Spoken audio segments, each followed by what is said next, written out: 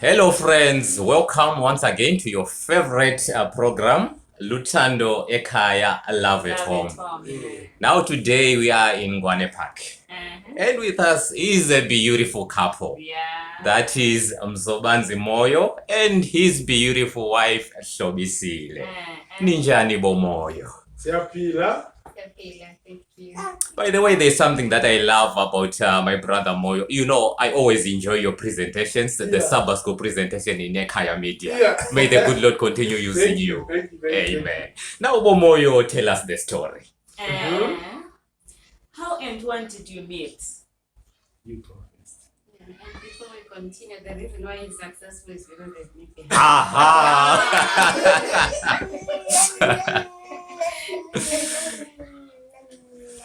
Okay, how did you meet? You can't remember. We actually met at a camp meeting. Wow. Okay. That was 2015. 2015? It was the camp meeting for Shiselwe, the one in Shiselwe. Okay. Yes, that's where we met in Shiselwe. I even remember the date. Yeah. It was on a Thursday at 9:15 in the evening. PM. After the evening service, yes. So people are missing a lot because we're not having camp meetings now. Yes. Yeah. So they are really missing having their Finding their yes. So you've told us when, but we want to know how exactly. We met. Okay. I was actually choristering as usual. Okay. Yes. So I was out there. I don't know whether my eyes got bigger. Yeah. I don't know. Because that's the only feature that I have. Besides being short. Oh, yeah. And so he was seated with a friend, a mutual friend. So he was seated with a friend. The friend said, I need to I think you can relate the story much better. We had actually gotten to the camp meeting on a Wednesday. So it was on a Thursday. This other friend of ours, because he had been there for the whole week, said, there's a friend of mine that I have not greeted. And we said, oh, this friend of yours, is it a guy or a lady? He says the lady. I said, bring her, we want to greet her. So when after the service, that's when she came to greet the friend. We actually waited till almost everyone had left. So we're waiting to greet this friend. And when the friend came, that's when he introduced us. He said, no, this is my friend, Shopsile. And said, okay, very, very, very nice. After that, that's when we started to talk to her. Okay. And then that was a Thursday, wasn't it? That was a Thursday. Yeah.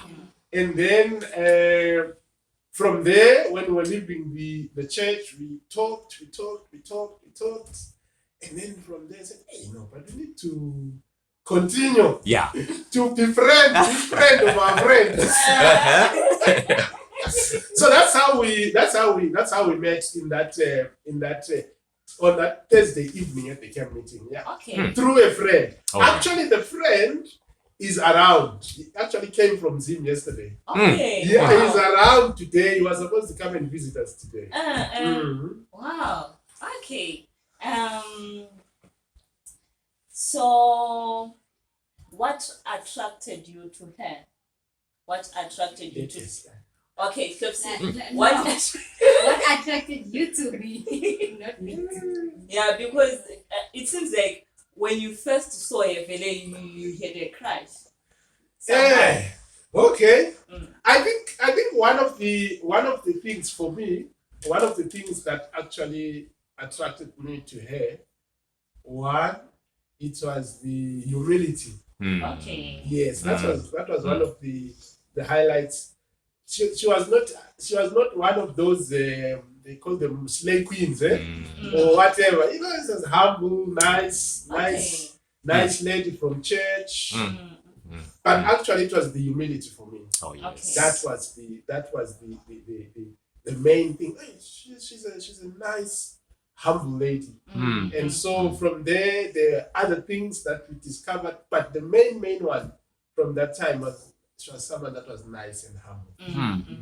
So the first time she came to greet you, she just greeted you like someone she's used to, like through a friend, but it seems like she already knew you.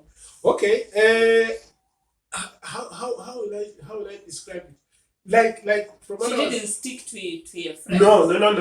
Okay. No. She actually was very eager to talk to us. Oh, So okay. it made life very easy for us. Wow, that was nice. Yeah. And Flopsy, what then attracted you to him? I think I like this interview. Yeah. Because you're finally here. Okay, what really attracted me to him was the maturity part. Okay. Because usually with the guys that I had met before, we were just talking about common things, nothing about the future, Okay. future plans and all that. For him, he was fairly mature. He was actually with a close friend of his, of which they're playing mind games with, acting as if the friend is the one interested. But most of the time it will be him appearing in the picture. Okay. Sending the friend. If they're inviting me for lunch or something, it will be the friend talking. He will be shy and quiet. How shy though? Is that when you were shy?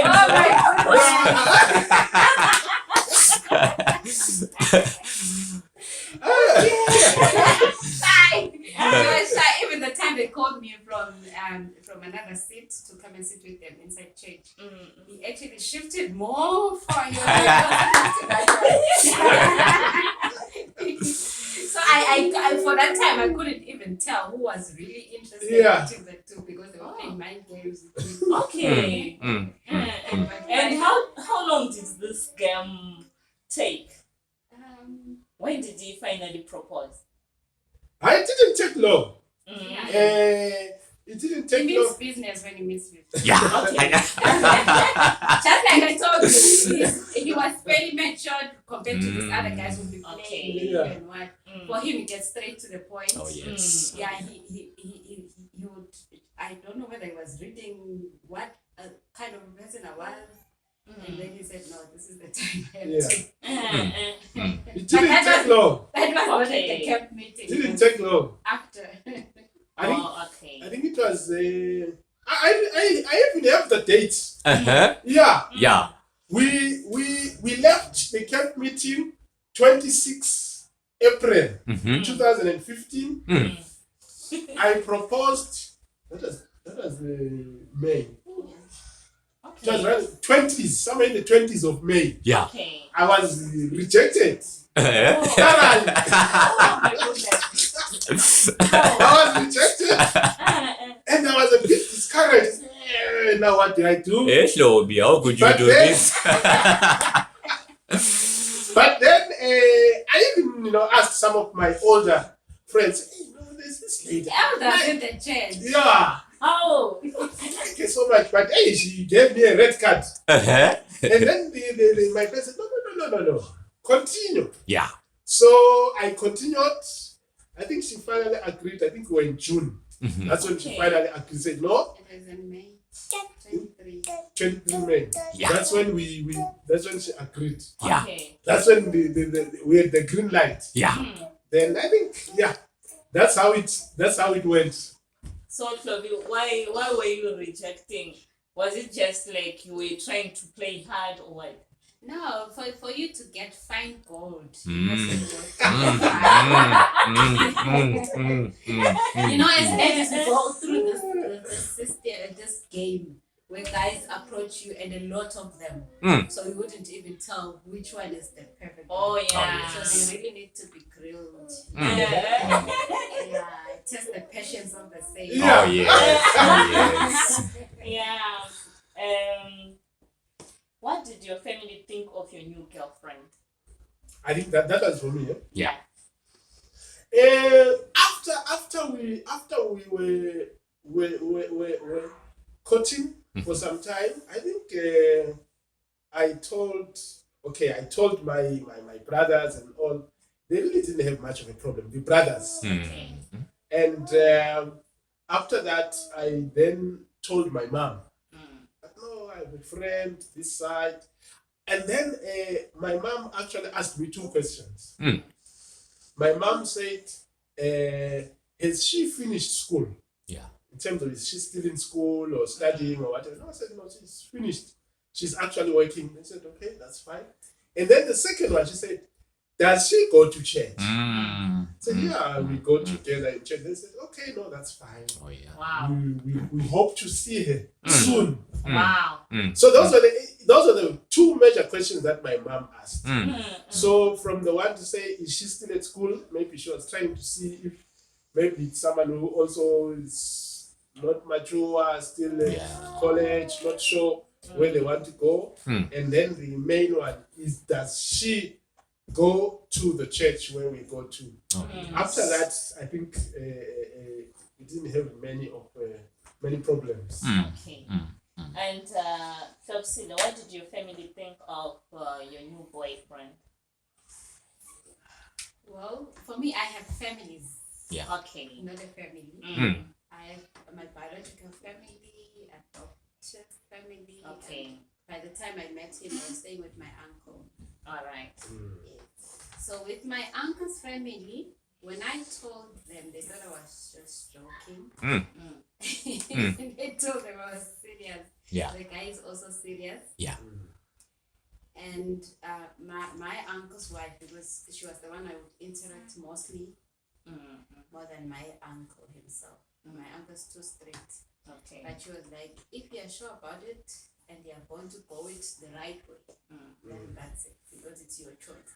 She actually told me that she doesn't have a problem. You know, for us, me being from a different country and him from another country, there are those a lot of things connected to it, beliefs and what. Yeah. But for her, she was just open-minded. She was like, it's a good choice, because she would say she knows how Swazi men are and other men are. Okay. But then she was fine with that. Yeah. And then my family, where I grew up, I was adopted.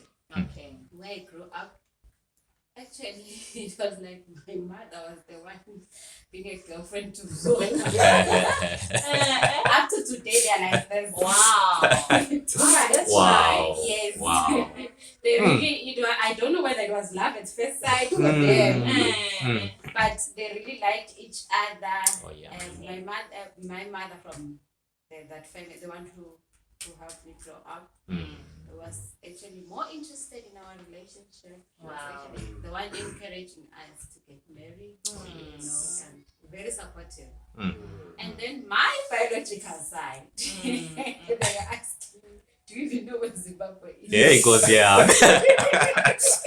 And those are the ones very a bit traditional. Okay. And they have those supernatural beliefs and what about people from outside the country. So my father was very skeptical with that. Okay.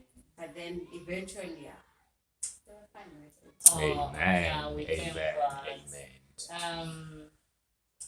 What was the best piece of advice you were given in preparation for marriage?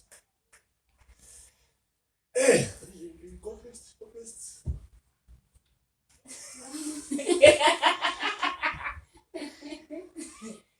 I'm actually trying to remember exactly what my mom, when I'm referring to my mom, most of the time I'll be talking about the mother who helped me grow up. I'm trying to remember exactly what she said about marriage. But she told me that you're old enough to get married now. Oh, yes. But make sure it's the right person. Make sure the person is not fearing. That was it. Oh, yes. Oh, yes. After Oh, that, yes. you'll be asking me when, how are you preparing for the wedding? I was like, no, chill. We're still learning to. She said, there's no time. Yeah. Yeah. They usually say there is no hurry in Swaziland. For her, actually, my mom is from South Africa. So she has that mindset. Everything should be done. Yeah, in South Africa, life goes fast. It's a bit fast. I think For me, one of the best advices I got in preparation for marriage, I would say, also, uh, my mom, she was highlighting the seriousness of the commitment. Yes. So I think she was trying to bring to my attention to say that what you are doing, it's something that is very serious. So you must also take it seriously. Oh yes. And she would also, even in those days, we think back, she always say, but she would always say, you must pray. Oh yeah. You must pray when you do these things. You must pray. You must pray so that because in her mind, I think she was saying, I might not be there physically, maybe to guide you and help you in those things, but she believed that if you pray, God is going to be able to guide you in all the decisions that you are making and through this commitment that you are getting into. Yes. What is the best part of being married to Hlopsi? What is the best part of being married? I hope you're not going to ask the worst. I know I know it's nice food. That's yeah.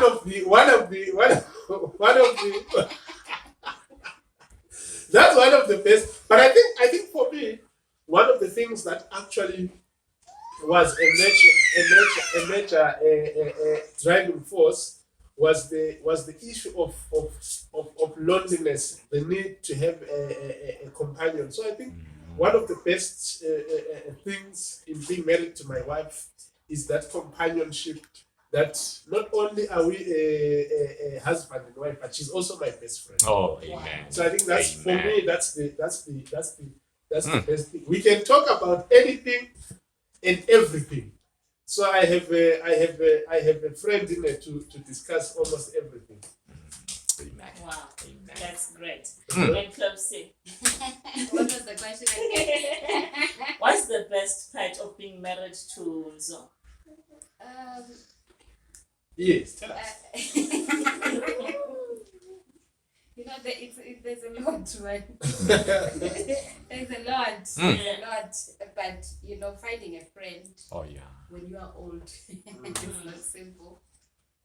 He's more of a friend than a husband. Oh yes. Wow. Amen. Yes. Traveling buddy. He taught me how to travel. When we met, I didn't have even a passport. Yeah. But now I've been to about 5-6 countries. Wow.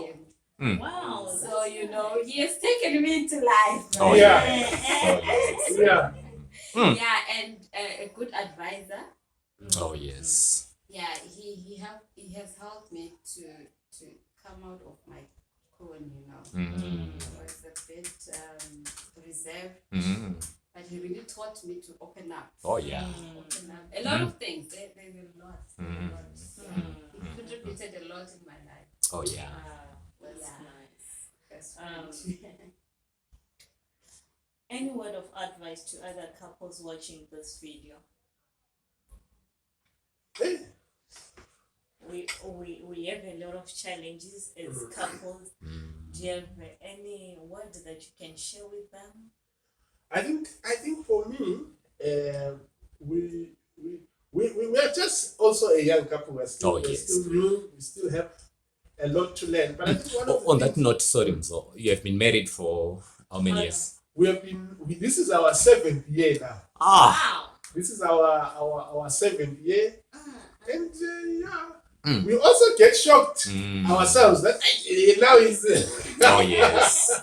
the time has been moving. But I think the thing that for me I think has really helped us, and we did not know or we did not experience this in the earlier years. But one of the key things that we're just discovering now is that if you're able to communicate nicely, you are able to almost deal with many of the challenges that you find in marriage. So I think for me that's one of the key things. And sometimes she even says it. She says, I think we discovered this thing late, but it helps us to be able to communicate nicely, to say, I think let's do this. And in that communication, one of the things that we have seen is that it even helps us to be united in whatever we want to achieve. Because we are communicating. It's not like she's an individual person planning your own things going that way, and I'm also planning my things going this way. So when we are able to talk about it, it helps us to know, oh, okay, so this is what we're trying to achieve, this is where we are going. And I think for me, what I would say to other people is also, if, I don't know how they can do this, but to have that opportunity to be able to communicate nicely. It really, sometimes we read about these things, but when you practice it, you see, no, this thing is very important. And everyone has a right to be angry. Yeah. But now the way you express yourself when you're angry and the approach towards a certain problem. Yeah. When you are facing a problem, you should also check the approach. Think of the other person as well, how they will feel when you express it this way. Oh yeah. And it's always advisable to calm down before you start talking. Oh yes. Oh yes. I'm saying God has blessed you with a baby boy. Is this still a baby, this one? This one. What's his name? Avia. Avia. But he can speak for himself. Come. Avia. Come. How are you, Avia? I'm fine. Wow, nice.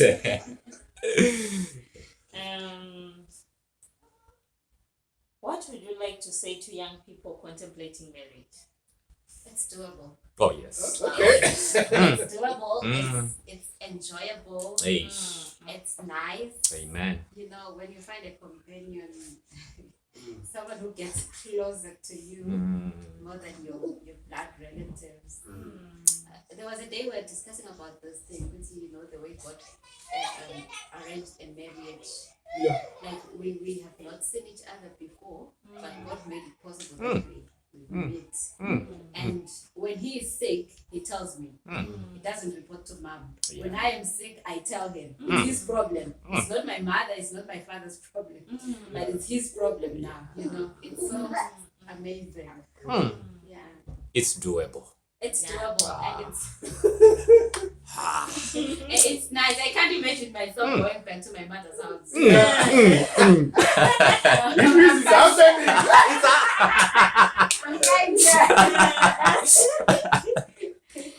And so, What was the question, by the way?